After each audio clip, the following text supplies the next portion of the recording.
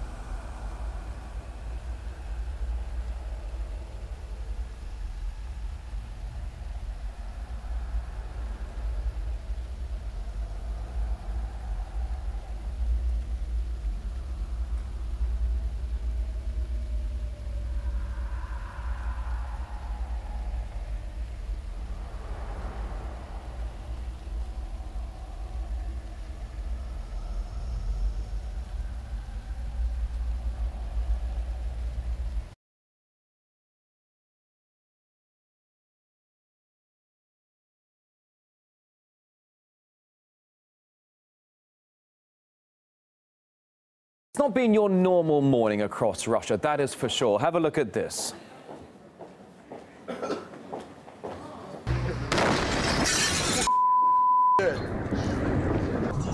And people in the Urals region are having basically seen burning objects raining down from the sky after a meteorite exploded above the Earth, causing a meteor shower. Let's join RT's Irina Galushko now to talk more about this, because ultimately I had a pretty terrifying morning, and I'm not even in that part of Russia, the biggest country in the world, and yet we have what is essentially a startling display in the morning skies. Absolutely. Oh, that's the map behind me.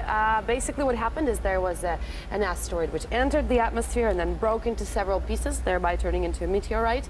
Happened around 9 o'clock in the morning, so all these people that were driving, you can see it right behind me. Imagine me driving to work, and then all of a sudden you see this absolutely tremendous... It's war of the worlds, we're under attack. Absolutely, and actually that's what a lot of people... We're not under attack, it looked like that. It did. I'll get to that in a second, but let's get this down to some figures at this point. We know that the blast, the explosion, because obviously when it enters the atmosphere, it breaks apart. There's an explosion, yes. Apparently, the windows have been shattered and doors were flying out, and all in all, 300 buildings have sustained some sort of damage. 300 buildings, yes. 514 people have said they need medical assistance.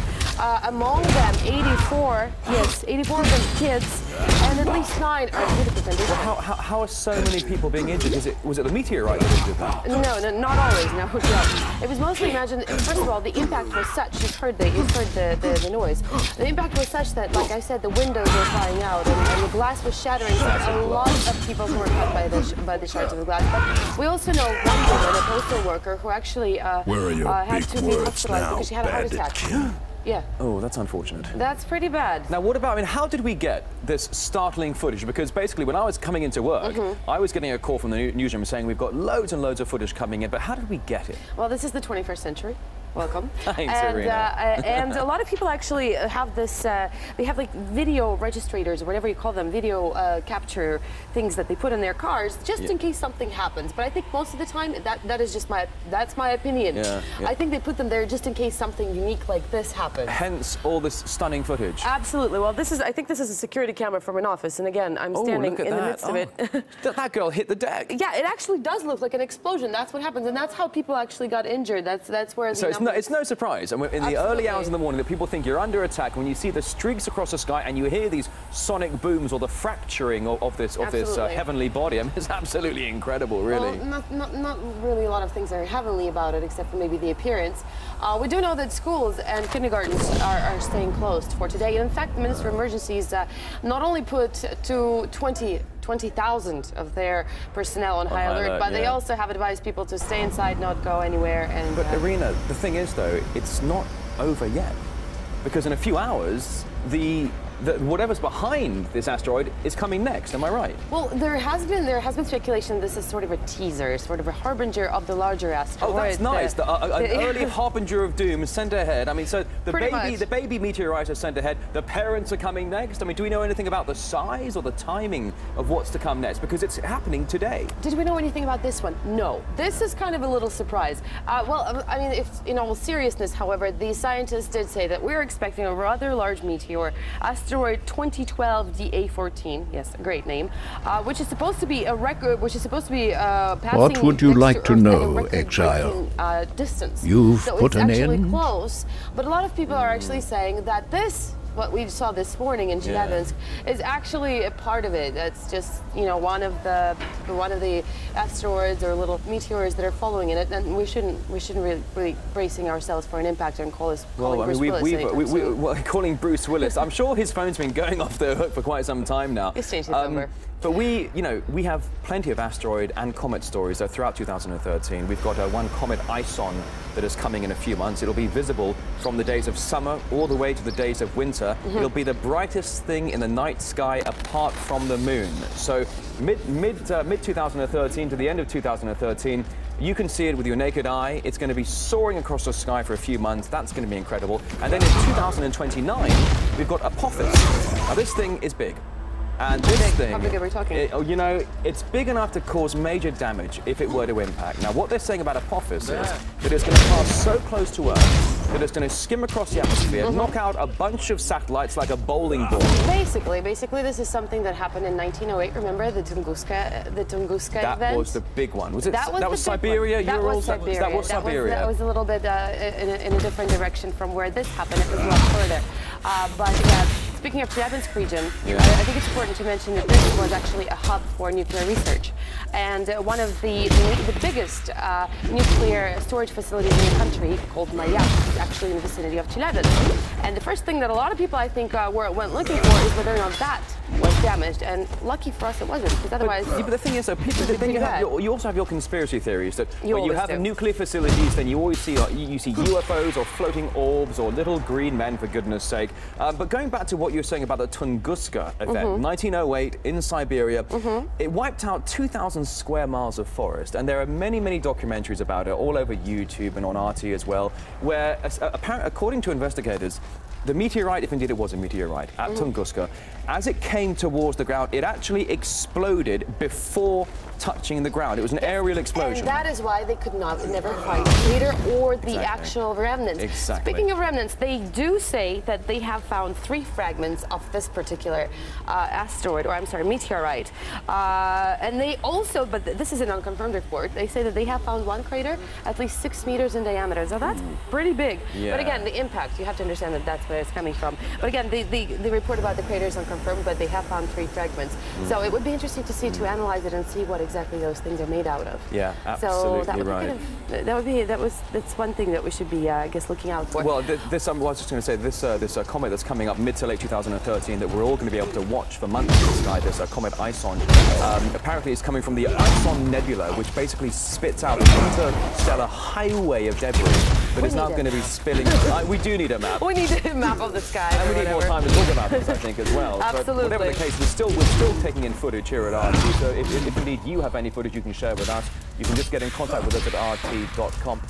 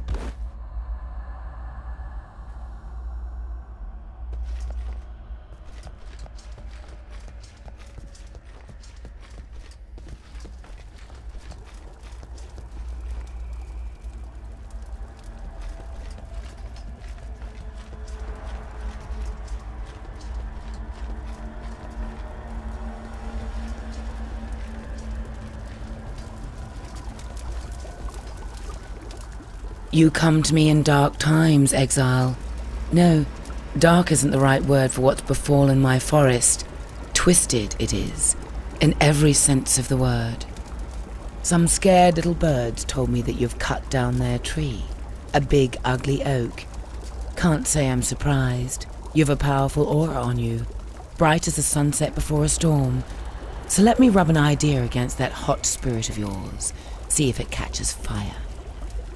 The amulet I wear, sister to the one you took from Oak, Creighton has its triplet. There's power in these trinkets, enchantment enough to keep my tribe safe. Go east, bring me an amulet and Creighton's lying tongue, and I'll make you part of that power. You need friends in Rayclast, and believe me, I can be a fine friend.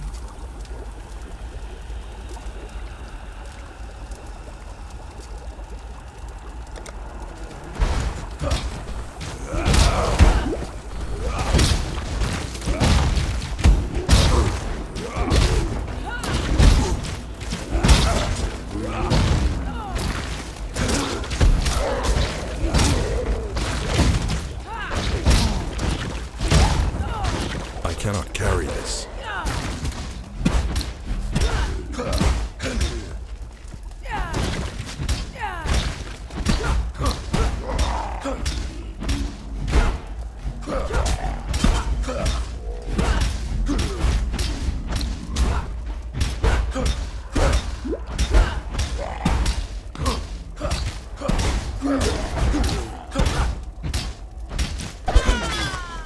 There's no blacker magic than death, witch. I cannot carry this.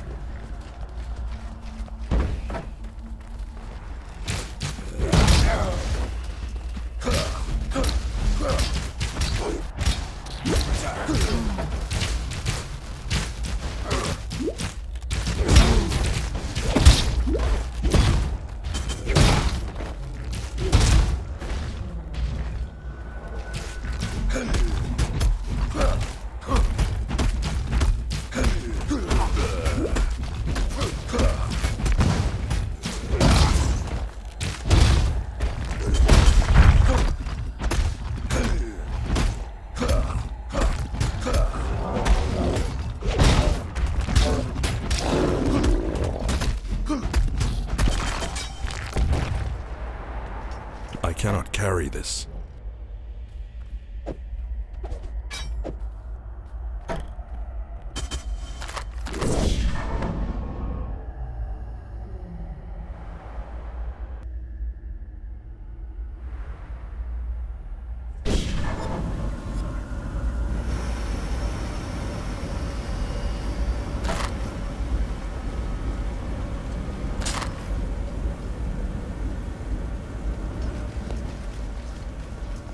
Hello.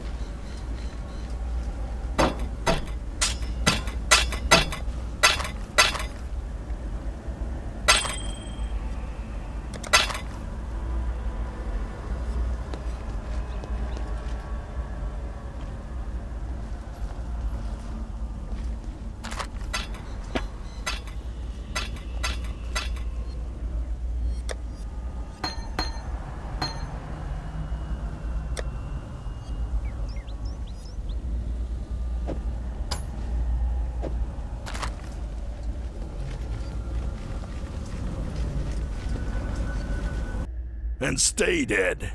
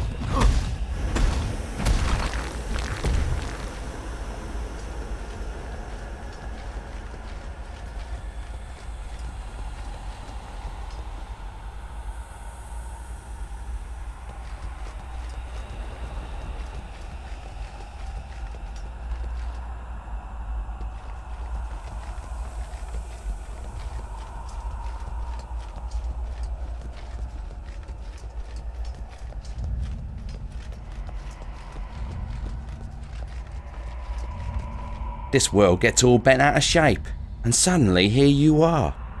Doesn't take a genius to add that one up. I'm the kind that cleans up his own messes. What kind are you? Heard you've been doing some serious gardening around the place. Felled a big dumb oak and plucked an allure of thistle from a foul bed. And I'm thinking you got a couple of amulets in your pockets. Ones like mine here. There's power in them, you know, but only when all three get to dance together. I'm not greedy, mind. I'm willing to split that power with you, right down the middle. Hand me those amulets, and let's see what fate has in store for us.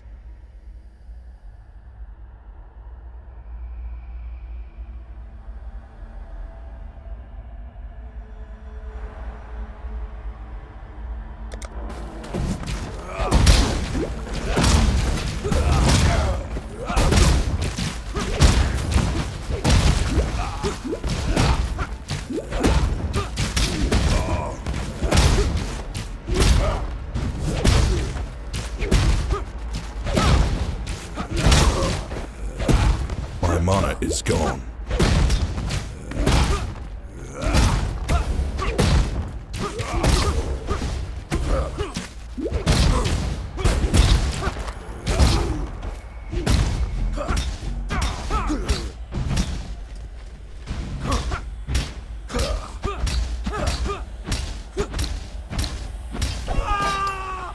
Fast blades, fast mouth, swift death.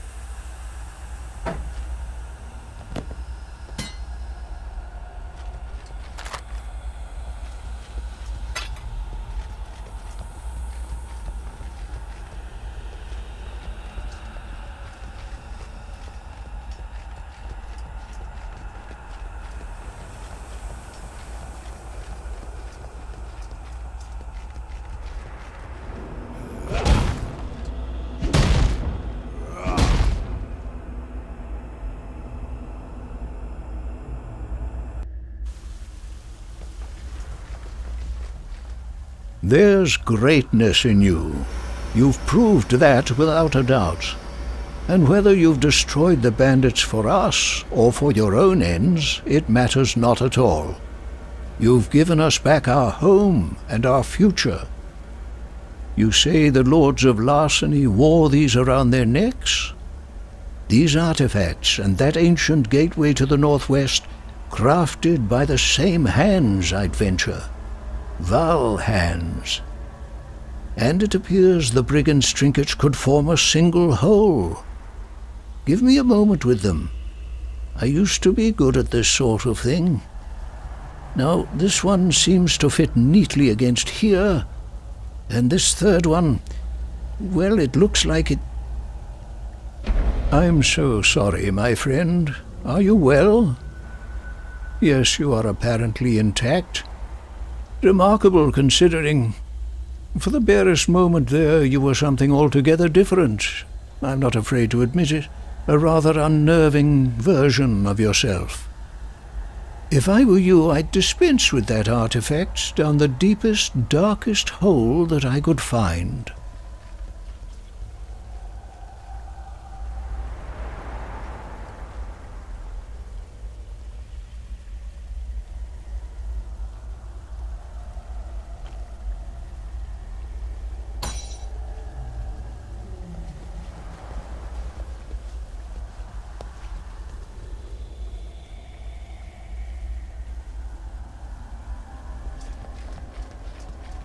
I dreamed this. A vast creature, a thing of shadow. I saw it escape from a black prison and climb a man-crafted mountain, drifting up its 4 sheer sides like the mist that reaches for the clouds. It gathered at the peak of that mountain and ate the heart from the sun. You smell of that black mist and something else. Guilt. That is it, yes. Guilt is a strong illness. It gnaws at the spirit until there is nothing left, until you are one of the walking corpses. You want a cure? Find the man-crafted mountain, send the shadow home, and tell the monster to take your guilt with it.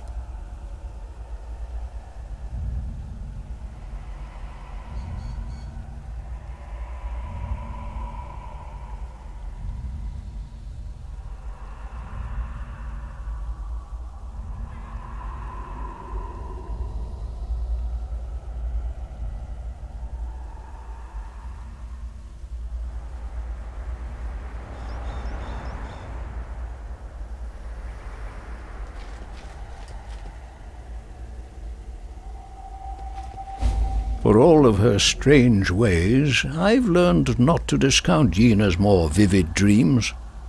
She's in tune with this land in ways I find difficult to comprehend. As to this man-crafted mountain she describes, I have seen only one structure of its...